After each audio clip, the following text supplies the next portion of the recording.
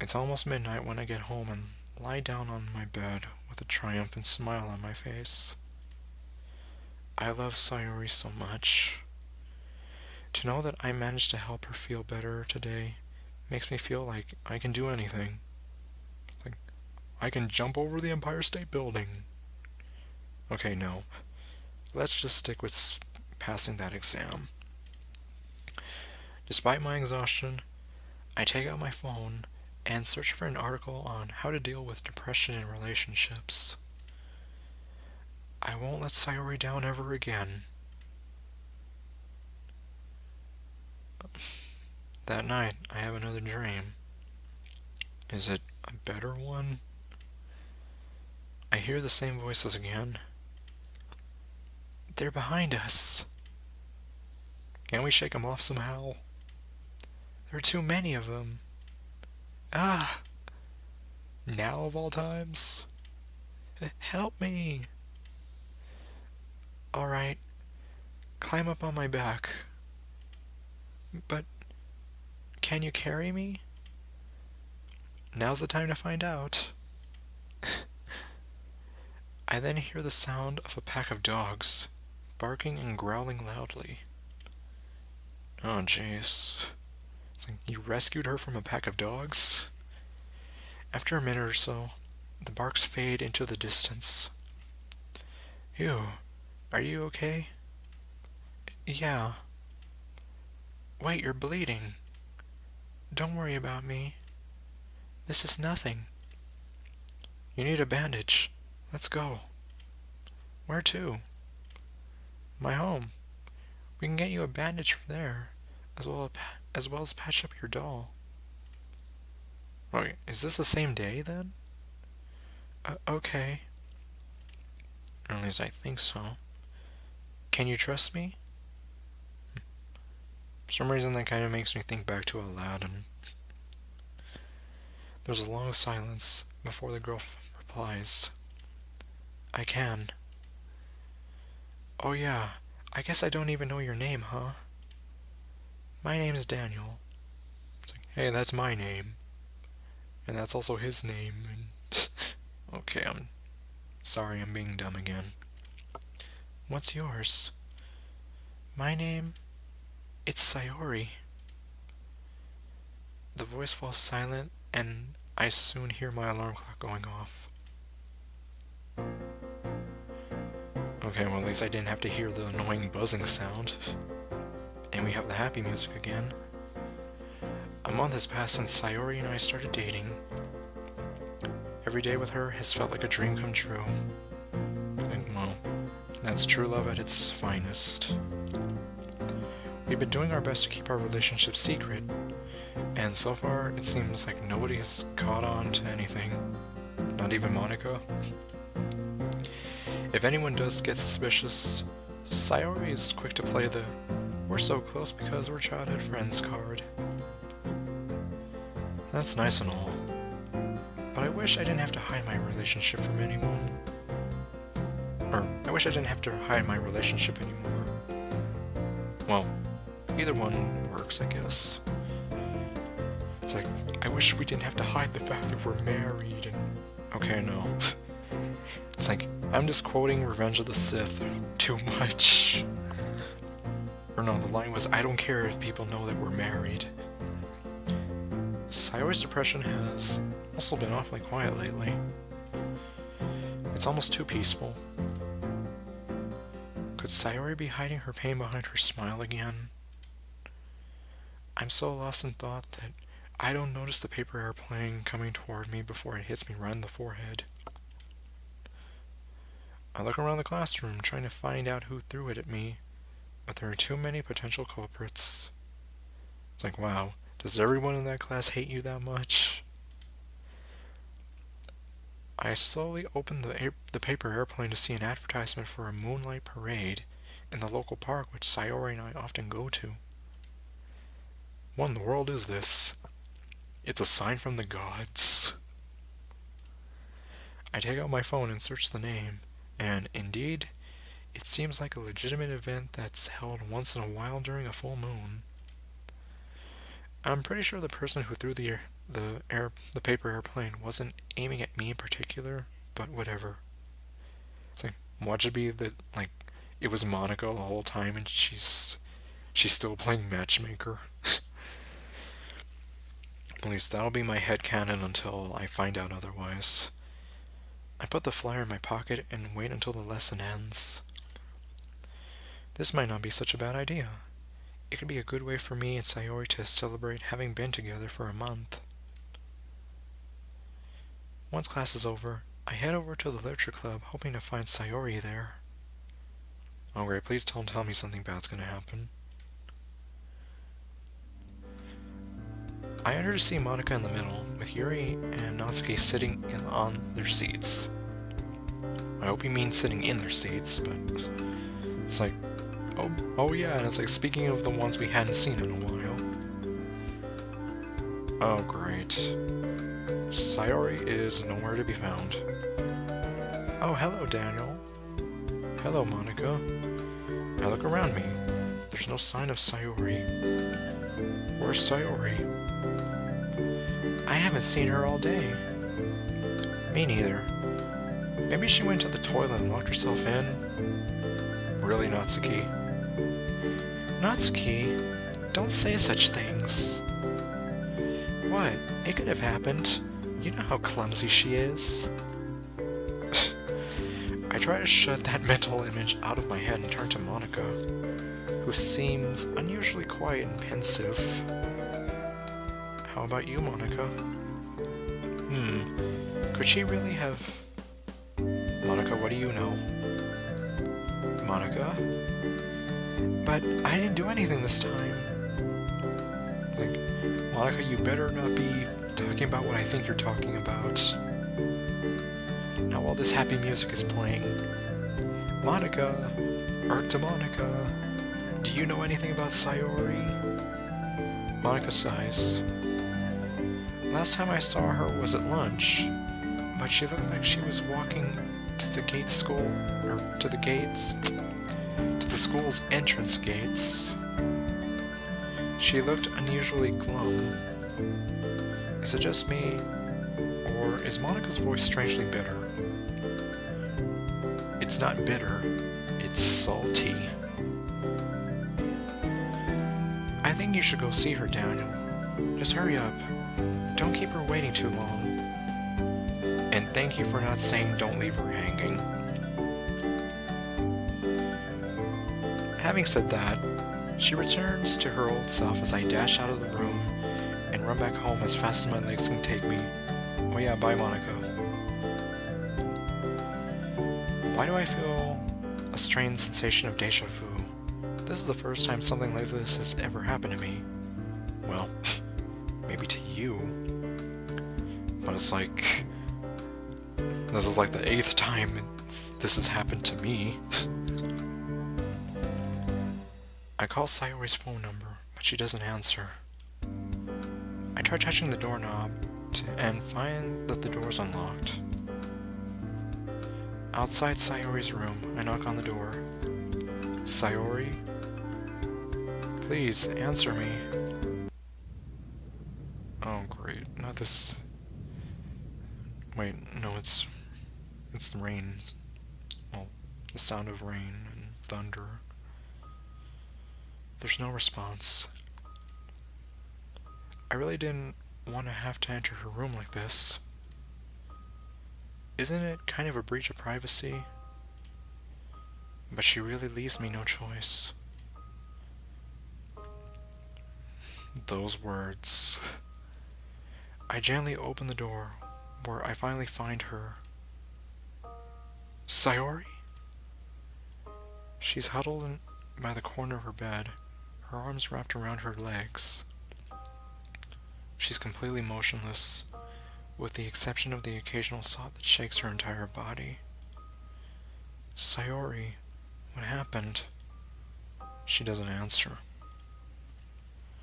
She doesn't even respond much when I wrap my arms around her. All she does is acknowledge my presence by giving a weak nod. Daniel. I'm here, Sayori. Please tell me what happened. She hiccups and hugs me tightly. I was about to text you at lunch to ask you out. Except some girls in my class saw me typing on my phone, stole it from me, and read our messages. Okay, well now that is a breach of privacy. So, I'm going to take it that they know. What? They then said such horrible things. After that, I tried to act like nothing happened, but I managed to keep my cool when I spoke to Monica, but... She stops and buries her face in my chest. I don't know what I'm supposed to do. They even read about my condition. Oh no. That's definitely not good. They told me to break up with you, since I'm only a burden.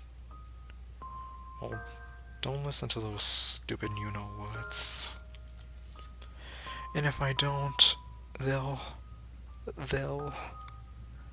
I stroke her back and repeat to her that everything will be alright now. We'll find a way together. If I don't break up with you, they'll tell everyone about my depression. I'll be treated differently. I'll never be the same. I hug her tighter. I really hope she doesn't consider doing that. Don't say that. I'm here, Sayori. I won't leave. Yes, as long as I'm depressed, you won't leave. Why are you saying that? What? Oh no. On my way home, I noticed a stray dog in my garden, and it was trying to pull something out of a bush. She moves to the side and drags up a long rope. Ah, yes, I thought so. Oh crap.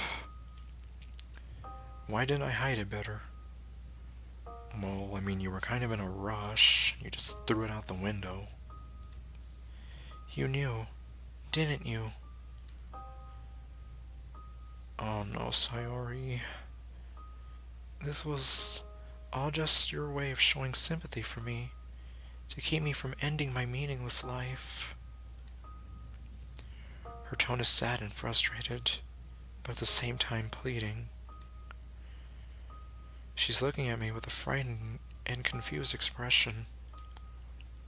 Answer honestly, Daniel. What should I say to her? You better not... You know what? At this point, I wouldn't be surprised if the game did make me.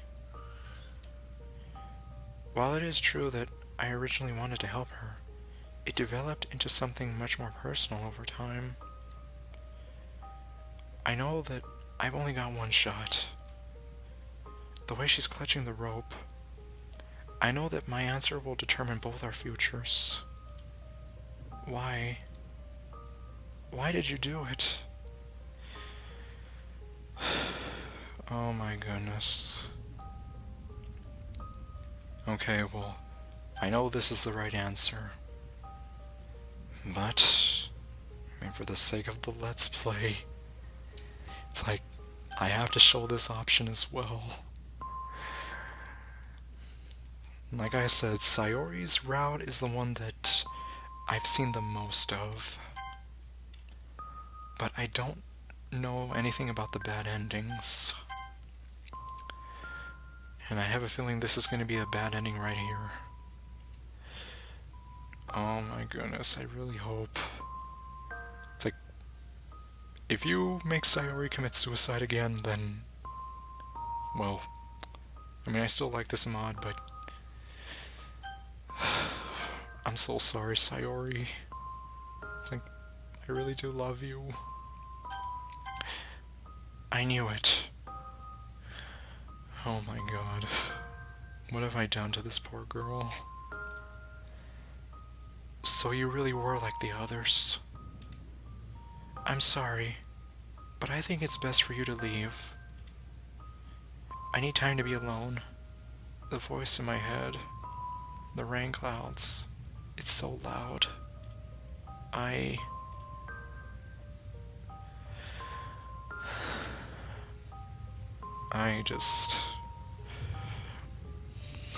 really didn't want to do it, but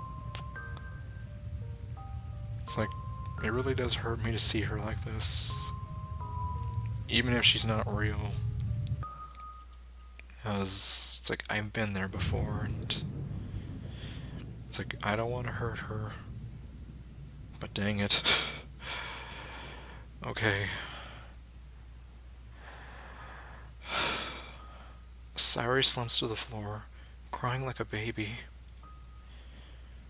No matter how I try to comfort her, she ignores me. Well, at this point, I wouldn't be surprised if she doesn't want to have anything to do with you ever again. Finally, she snaps at me and tells me to leave her alone. That I never saw her as a human being, but just as a way to make myself look superior to her. I feel like I've betrayed her trust. Yes. It's like, I feel terrible right now. All is lost. Oh my goodness. It's like, I really don't want to know. Walking to school alone, it feels different from when I walk to school with Sayori. And not in a good way. I'm unable to focus on class. All that's on my mind is my concern for Sayori's well-being. Before long, the final day of class ends, and I rush to the literature club. Well, at least she's still alive. Oh my goodness. There, I find Sayori sitting at a desk, writing something. And of course this music is playing, so I know nothing good's gonna happen. Oh, Daniel. Hey, Sayori. I'm sorry if I said something wrong the other day. Oh, well. Oh yeah, that was definitely something wrong. It's fine. Don't worry about it. An awkward silence surrounds us. Daniel, I think I should be the one apologizing. But I give up. I'm sorry. I can't do this anymore. What? There's no point in me trying to pretend I'm happy anymore. I'm done lying. Sayori. This is all my fault, isn't it? If only I had treated her better, gave her a reason to trust me, then this wouldn't have happened. I'm leaving the literature club. I grab her by the shoulders and try to plead with her. Please don't do this, Sayori. There's still... Stop it. It only hurts me even more. I tried. I really did. But you never even took me seriously. I know how you feel about me, but be honest with me. You only saw me as an easy target because I'm depressed, right? No, that's not it at all. Oh my... It's like, yeah, this really does make me feel terrible. After all, who wouldn't want a girlfriend who loves him unconditionally because her self-esteem is too low to challenge you? Well... I can say, well...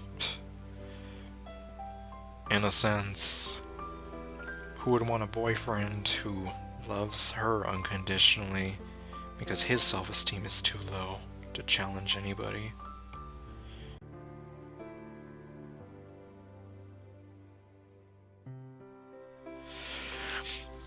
Yeah, so...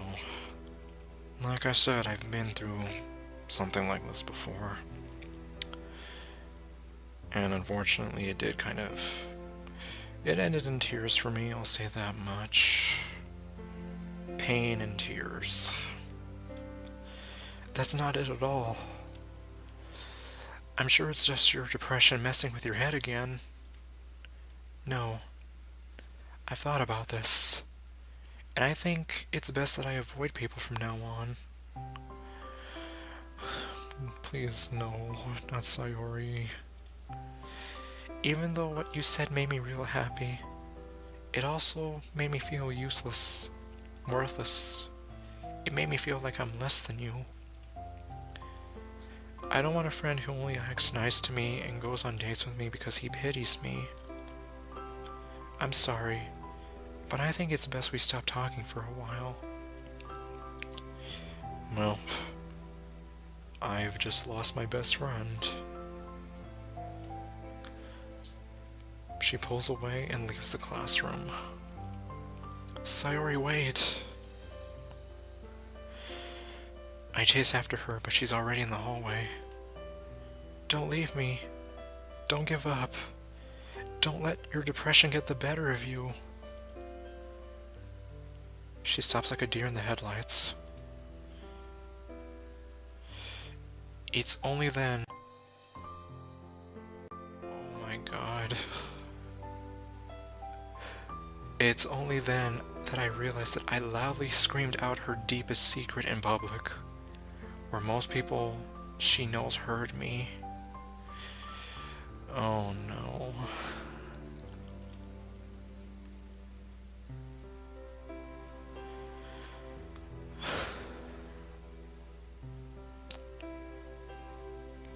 She briefly looks at me with tears in her eyes and runs away as fast as she can, while sobbing loudly.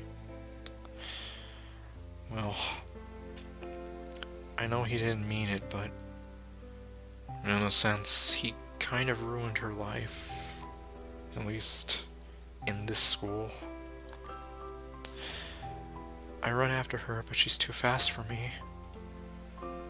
That gaze she sent me, it was filled with sadness and hatred. I know for a fact that it's over. I've lost my best friend. My only friend. I slump to the ground, tears streaming down my face. I've lost her.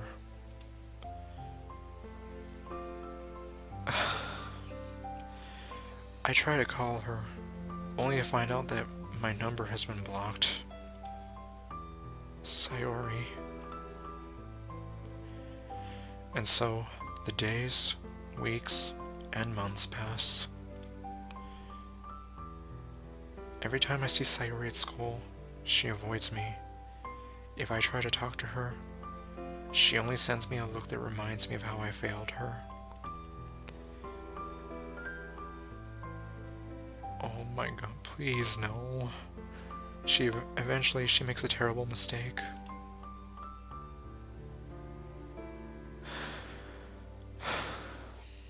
One day, she tries to jump off the school rooftop after I try to make her talk to me. The stress is too much. Her attempted suicide fails. However, she ends up being taken away to the hospital because of the injuries she sustained from the fall.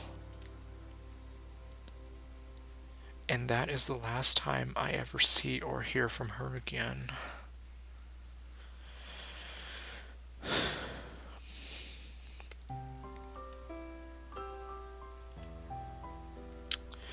Three months have passed since that day. It's over. I have nothing to live for anymore. How ironic that now it's too late to do anything for her. That now that it's too late to do anything for her, I get depressed as well. Only now do I feel how Sayori felt. The only thing I know of Sayori's fate is that she's still alive somewhere, but that she spends her days in a hospital now. I guess her injuries were that bad.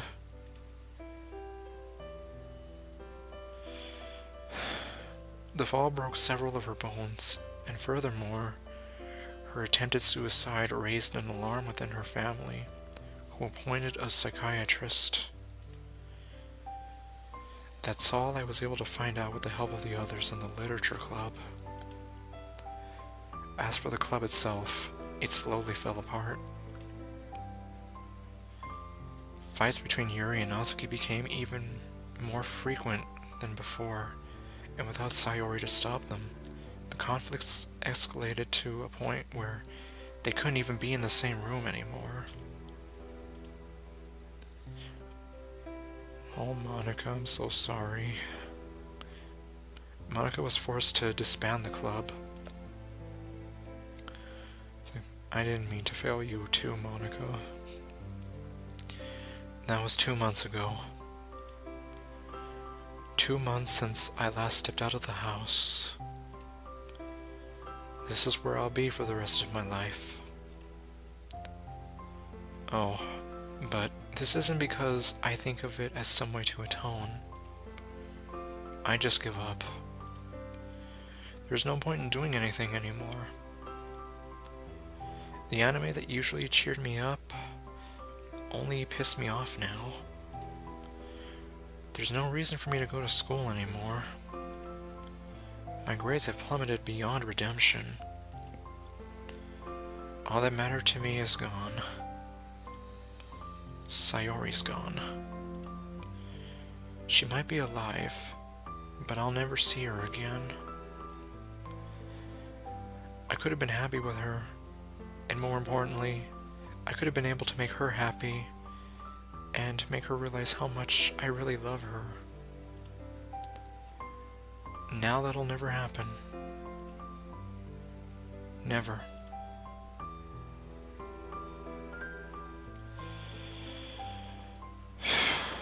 Yep. Okay, Monica. What do you got for me?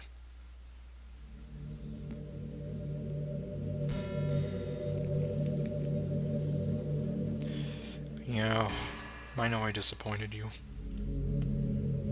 So, that didn't quite work out as you intended, didn't it? If you're about to start blaming me, I kept my word. Well, I wasn't going to blame you, Monica. It wasn't your fault this time. It's like you didn't do anything to her. I didn't do a thing. Case in point. It's not like you can always blame me for anything anyways. Yeah, it's like, oh yeah, let's just blame Monica for everything. But you can still go back and fix things. You have that power, don't you? You managed to make Natsuki and Yuri happy, so you're almost there. Monica, is that a tear, Monica? Like, don't you start crying too. Don't give up just yet. Hmm? No, it's not for them, but you seem happy. No, I feel like a total jerk. I feel awful. So I can give you a bit of a push. Well, at least I'm glad you still have some confidence in me. Don't let me distract you, I suppose. The choices you need to make are pretty obvious now, aren't they? She wants to be able to stand on her own. You can't just pity her either. That's because obviously it's gonna drive her to think that no one cares about her. I'm sure you know what to do from here on out. You bet I do. Unless you're that mean-hearted that you just want to see her suffer. No, Monica. It's like, I'm not that mean-hearted. It's like, even if Sayori isn't real, I seriously do feel awful that I even did that to her. Especially when I read about her attempted suicide. But I know you're not that kind of person. No, Monica, I'm not. Anyways, I think you know what you have to do. Back to the title screen. Do a little better this time, okay?